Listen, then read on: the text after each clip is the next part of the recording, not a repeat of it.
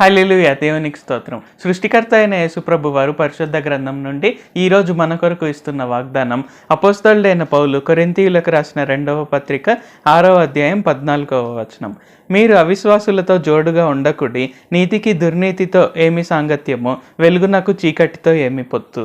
So ఈరోజు వాగ్దానం కనుక చూసుకున్నట్లయితే మనలో చాలామంది అనుకుంటుంటాం, నేను రోజు పరిశుద్ధ గ్రంథాన్ని చదువుతున్నాను కదా, నేను ప్రతిరోజు ప్రార్థన చేస్తున్నాను, నేను ప్రతి ఆదివారం మందిరానికి వెళ్తున్నాను, నేను ప్రతిరోజు దేవుని స్తుతిస్తాను, నేను నా దశంభాగాలు కానుకలు కూడా నేను అర్పించుకుంటాను, నేను అనేక మందికి సువార్త నేను ప్రకటిస్తున్నాను, సో నేను దేవుని కొరకే ఇన్ని పనులు చేస్తున్నాను, నేను ఆత్మలో ఎదగడానికి ఇన్ని పనులు చేస్తున్నాను కదా, సో నా ఫ్రెండ్స్ ఎవరు ఉంటే ఏంటి, లేకుంటే నా చుట్టుపక్కల ఉన్నవారు ఎలాంటి వారు అయితే ఏంటి, నేను వారితో సాంగత్యం చేస్తే తప్పు ఏంటి అని మనలో కొంతమంది అనుకుంటూ ఉండవచ్చు. అయితే మనం గుర్తుంచుకోవాల్సింది ఏంటంటే, ఇక్కడ అందరిని ఏదో వెలేయాలని కాదు, కానీ అయితే మనం ఎవరితో సాంగత్యం చేస్తున్నాము అనేది చూసుకోవాలి. సో మన బెస్ట్ ఫ్రెండ్స్ కావచ్చు, లేకుంటే మనకు ముఖ్యమైన సన్నిహితులు కావచ్చు, వారు దేవునిలో ఎదిగేవారుగా ఉన్నారా లేరా అనేది మనం ప్రతిరోజు చూసుకోవాలన్నమాట. ఓకే, వారు దేవునిలో ఎదిగేవారైతే, దేవునితో సమయం గడిపేవారైతే నేను వారితో సాంగత్యం చేస్తాను, లేకుంటే నాకు వారితో సాంగత్యం అవసరం లేదు అనే విధంగా మనం అందరం ఉండాలి. సో ఈరోజు వాగ్దానం ప్రకారంగా మనం క్లియర్గా చూస్తున్నాం. సో వెలుగుకు చీకటికి పొత్తు కుదరదు, అండ్ అలాగే నీతికి దుర్నీతితో సాంగత్యం అనేది అస్సలు ఉండదు. సో అందుకే మనం గుర్తుంచుకోవాల్సింది ఏంటంటే, మనము ఎవరితో కూడా మ్యాక్సిమం ట్రై చేయాలి, విశ్వాసులతో ఎవరితో కూడా సాంగత్యంగా ఉండడానికి మనం ప్రయత్నించాలి. సో ఇందాక అనుకున్న విధంగా వారిని ఏదో వెలేయాలి, వారు కనిపిస్తే దూరంగా వెళ్ళిపోవాలి అలాగా కాదు, కానీ మనం వారితో మాట్లాడచ్చు, ఎటువంటి తప్పు లేదు.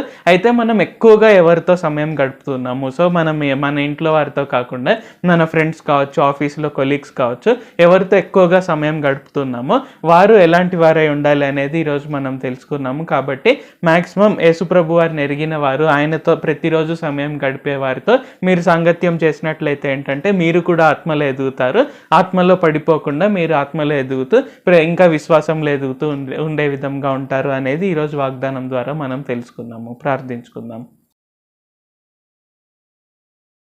ప్రభువా, దేవా, సర్వాధికారి, మాకు ఇంకొకసారి ప్రార్థించుకునేందుకు అవకాశం ఇచ్చినందుకు వందనాలు తండ్రి. మా కొరకే చేసిన ప్రతి ఒక్క మేలుని బట్టి మీకు వందనాలు, స్తుతులు, స్తోత్రాలు తండ్రి. ఈరోజు వాగ్దానంని బట్టి వందనాలు తండ్రి. మేము ఎవరితోనైనా సాంగత్యం చేసేటప్పుడు వారు ఎలాంటి వారు అనేది మేము చెక్ చేసుకోవాలి అని మాకు తెలియజేసినందుకు వందనాలు తండ్రి.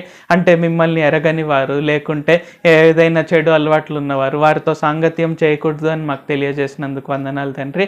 కావున ఈ ప్రార్థనలో పాల్గొంటున్న ప్రతి ఒక్కరం కూడా ఎవరితో సాంగత్యం చేసినా ఏం కాదులే అనే భావంలో మేము ఉండకుండా, మేము సాంగత్యం చేసేవారు మా బెస్ట్ ఫ్రెండ్స్ కావచ్చు, సన్నిహితులు కావచ్చు, ఆఫీస్లో కొలీగ్స్ ఎవరితో ఎక్కువగా మాట్లాడుతున్నామో వారు మీ విశ్వాసులు అయ్యే విధంగా మేము ఎన్నుకునేందుకు, వారు మీలో ప్రతిరోజు ఎదిగేవారుగా ఉండుటకు, తద్వారా మేము కూడా బెనిఫిట్ అయ్యి మేము కూడా ఆత్మలో ఎదుగుటకు సహాయం చేయండి.